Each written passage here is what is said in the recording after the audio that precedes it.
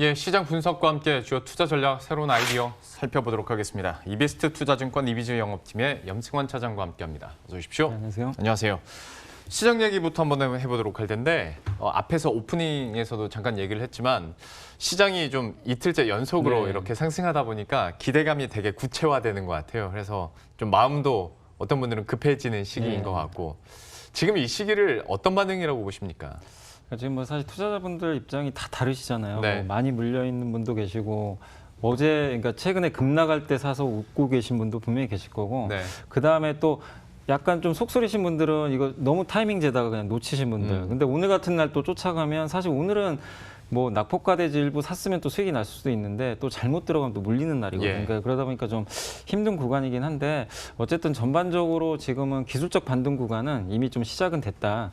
이렇게 좀 말씀을 좀 드리고 싶고 어쨌든 이제 코로나19 사태가 뭐 계속 이어지고 있지만 증시에 주는 이제 충격은 조금 덜하고 있습니다. 뭐 저도 마찬가지인데 코로나19에서 뭐 미국이 확진자가 얼마 늘었고 저 좀 무감각해지고 있어요, 점점. 네. 그리고 증시가 하루에 어제였나요? 어젠가 그저께 그 월요일 날 증시가 이제 미국 때문에 또 아침부터 폭락했잖아요. 네. 근데 그렇게 빠지는데도 이게 뭐라 그러죠? 그냥 느낌이 없다고 그래야 되나요? 하도 두들겨 맞으니까. 그렇죠. 네. 뭐 기본이 5, 6% 빠지는 게 왔다 갔다 하는 게 기본이다 보니까 이제 그런 좀 무감각해진다는 건 뭐냐면 이제 악재에 대해서도 투자자들이 점점 적응을 해간다는 얘기예요. 그러니까 이런 것들은 결코 나쁘지 않다 이렇게 좀 말씀드리고 싶고 그리고 좋은 뉴스들이 분명히 있어요. 지금 연준의 대규모 부양책, 뭐 우리가 돈 파이트 더 패드라고 하잖아요. 그러니까 연준과 절대 싸우지 마라. 지난 이제 역사를 보면 연준을 증시가 이긴 적이 단 한 번도 없습니다. 어쨌든 돈을 풀면 나중에 증시는 반드시 좀 올라갔고 그리고 또 좋은 뉴스가 중국의 공장이 가동이 좀 애플 같은 경우 지금 생산이 정상화되고 있다는 그런 얘기가 나올 정도로 중국 쪽에서 이제 그 공급 사슬이죠. 그쪽이 좀 정상화되고 있는 것도 상당히 긍정적이고 그리고 어제 이제 문재인 대통령이 좀 언급하셨지만 뭐 미국도 마찬가지입니다. 결국 한계 기업 다음 달에 이제 그 회사채가 만기가 돌아오는 기업들에 대해서 지원을 하겠다고 분명히 좀 언급을 했거든요. 그러니까 부도 공포라는 거에서 좀 탈출했다는 것도 증시에 좀 상당한 호재가 될 수밖에 없습니다. 그래서 이런 이제 여러 가지 것들이 맞물려서 이제 올라왔는데 근데 여기서 이제 고민되는 거는 더 갈 거냐? 아니면 또 한 번에 1,500까지 또 갔다 와야 되냐 이거에 대한 이제 고민이 분명히 있을 수 있는데 네. 저는 사실 V자 반등보다는 조금은 더 간다고 생각은 해요. 그러니까 제가 보는 관점에서 저는 최대 1,750에서 1,800까지 보이긴 하거든요. 단기적으로는. 근데 네. 그렇다 하더라도 지금 상황에서 1,500도 언제든지 갑자기 미국에서 뭔가 또 우리가 예상치 못한 또 약간의 악재가 나와버리면은 1,500으로 다시 한번 밀려버릴 수도 있는 거거든요. 그래서 지금은 제가 좀 전략을 세워드리고 싶은 건 뭐냐면은 보유하고 계신 분들 또 아니면 주식을 안 갖고 계신 분들 좀 나눠가지고 좀 말씀드리고 싶은 거는 일단 이번 반등의 목표치는 최대 저는 1,750 정도 보고 있습니다. 그 이유가 뭐냐면 이번에 그 지수가 하락한 폭 있죠. 폭에 한 38.2%까지가 우리가 보통 1차 되돌림이라고 하잖아요. 예. 그 다음이 50%인데 38.2%가 거의 정확히 1,750 정도 됩니다. 네. 이번 하락폭에. 그렇게 봤을 때 1,750이 좀 일견 좀 타당하고 또 그 구간에서 21선하고도 또 만날 가능성이 있는데 보통 또 이렇게 급나가던 뭐 종목이나 지수가 급반등할 때 기술적으로 21선 만나면 또 약간의 조정이 나오는 게 정상이기 때문에 한 1,750 정도를 좀 최종 목표치로 좀 잡으셔가지고 1,700을 넘어가는 흐름부터는 여러분들이 뭐 이거는 내가 수익이 나신 분이건 물려 계신 분이건 상관없어요. 내 원금이 좀 중요한 게 아닙니다. 현금을 확보는 하셔야 돼요. 왜냐하면은 이게 만약에 좀 그 장기간 이 1,500, 1,700에서 왔다 갔다 하면서 몇 달 횡보하면서 하반기에 급등할 수도 있는데 이게 두세 달 횡보를 해버리면 그냥 계속해서 물려 계신 분들은 시간만 보내게 되거든요. 네. 굉장히 답답할 수 있어요. 그렇기 때문에 일정 부분 현금을 확보해 놓으시면 뭐가 좋냐면 여기서 지수가 올라가면 나머지 내가 들고 있는 게 있으니까 좀 만회도 되잖아요. 예. 근데 만약에 빠졌을 때 현금 확보를 좀 해놓으면 다시 물타기가 가능해요. 그러니까 내가 돈을 더 태워서 물타기 하는 거 아니라 그냥 기존에 있는 거 좀 줄여서 다시 밑에서 잡는 거죠. 그러면은 단가를 낮출 수 있으니까. 그래서 사실 지금 뭐 지수가 여기서 1,900을 갈지 1,500을 갈지 누가 알겠습니까? 근데 어쨌든 1,750을 좀 기준으로 하셔가지고 지금 자리에서는 좀 올라올 때 조금씩 좀 비중을 좀 줄이시면 좋겠고 그리고 오늘 특징이 미국과 좀 똑같은 게 뭐냐면 한계 기업하고 경기 민감주가 다 폭등하고 있습니다. 예. 의외로 IT가 좀 약해요. IT는 어제 많이 갔고 그러니까 무슨 얘기냐면 이제 이들 기업들이 정부에서 숨통을 좀 틔워줘가지고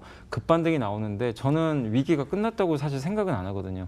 이 지금 두산중공업도 그렇고 다음 달에 대한항공 만기 돌아오거든요. 그러니까 일단은 급한 불은 껐는데 지금 이 상태로 계속 가게 돼서 코로나 사태가 계속 이어지고 또 이런 이제 부채에 대한 해소가 계속 이어지지 않으면은 언제 또 위기가 봉착할지 모릅니다. 그래서 이렇게 좀 급등하는 기업들 오늘같이 뭐 오늘이나 내일까지 한 번 더 추가 상승한다면은 예.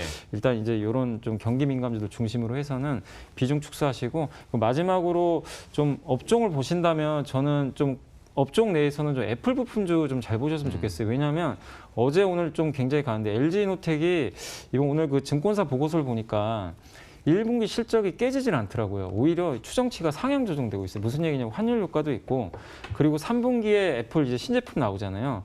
그거는 코로나랑 무관하게 굉장히 좀 그 부품 공급이 될 가능성이 굉장히 높습니다. 그러니까 1분기, 2분기 이렇게 안 좋은데 실적이 안 깨지는 좀 섹터 중에 하나가 좀 애플 부품주 같더라고요. 예. 그래서 혹시라도 이제 나중에 좀 조정이 나오면 한번 애플 부품주는 여러분들이 좀 계속 관심권에 넣어놓고 보시면 좋을 것 같습니다. 관심 가질 만한 종목으로 LG노텍 얘기를 해주셨는데 사실 전반적으로 설명을 듣다 보면 좋은 듯 아닌 듯 뭐 싶습니다. 왜냐하면 아무래도 시장 변동성도 크고 현금 보유에 조금 더 저는 방점을 네. 찍고 듣도록 하겠습니다. 왜냐하면 그 지수 때도 지금 상황에서 1750이라고 하면 그냥 듣기에는 앞으로 위쪽으로 좀 더 여유가 있구나 싶은데 요즘에 변동성 보면 4% 정도는 하루 만에 가버리는 그죠, 거다 금방 갈 보니까 수도 있죠. 예. 지금 상황에서 4% 오르면 1750이거든요. 그래서 이 부분 좀 보수적으로 시장 흐름도 한번 지켜보도록 하겠습니다.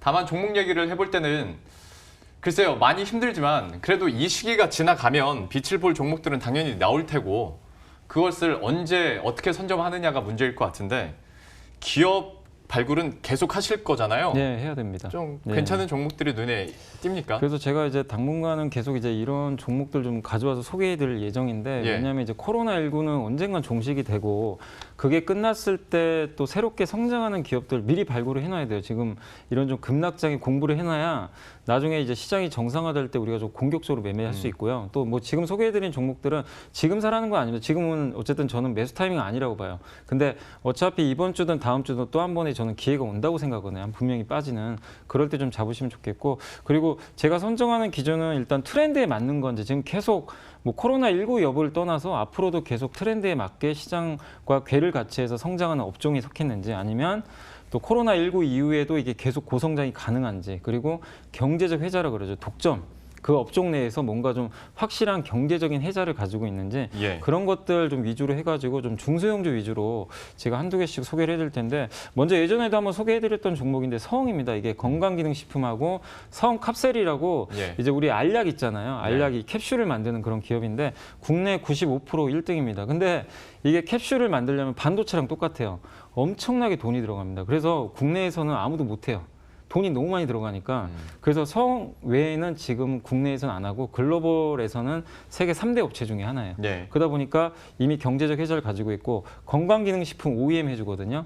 근데 제가 왜 이 말씀을 드리자면 이 캡슐 쪽에서 독점에다가 건강기능식품 아시겠지만 이 코로나19 때문에 사람들이 더 많이 먹어요. 면역력 강화를 위해 가지고. 근데 이게 코로나19 끝났다고 이제는 완화됐으니까 나 안 먹어야지 이러실 분들은 없을 거라고 봅니다. 계속 꾸준히 복용을 더 하시겠죠. 더 건강 관리를 위해서. 그러니까 이게 트렌드가 계속 이어질 수가 있어요. 그러니까 그 두 가지를 다 가지고 있는데 주가도 10배가 안 돼요. PER이. 그래서 이번에 좀 더 공부하셔가지고 한번 서흥은 관심 있게 좀 보시면 좋을 것 같고 두 번째는 이제 2차 전지 앞으로 성장할 건 여러분도 다 자명하잖아요. 그래서 첨보란 기업을 좀 가져왔는데 왜 하필 그 많은 거 중에 첨보냐?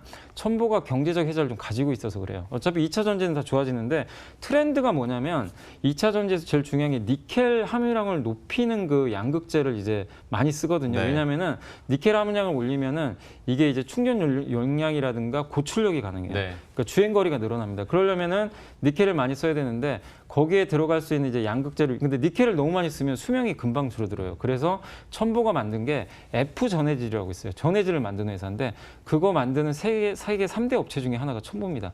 그러니까 경제적 해자를 갖고 있어요. 국내에서 뭐 거의 독점이죠. 그러니까 그렇게 봤을 때 2차 전지가 성장을 하는데 성장하는 내에서 뭐가 많이 쓰이는지 근데 그 안에서도 독점을 가지고 있는 위치에 있기 때문에 2차 전지에서 한번 소재주 좀 관심 있게 보신다면 첨보 저는 좀 한번 권유를 좀 해드리고 싶습니다. 서흥과 첨보에 대해서도 저희가 이렇게 들어봤고요. 이전에도 한 번씩 갖고 오시면서 투자 포인트 짚어주셨던 종목이니만큼 저희들도 계속 한번 지켜보도록 하겠습니다.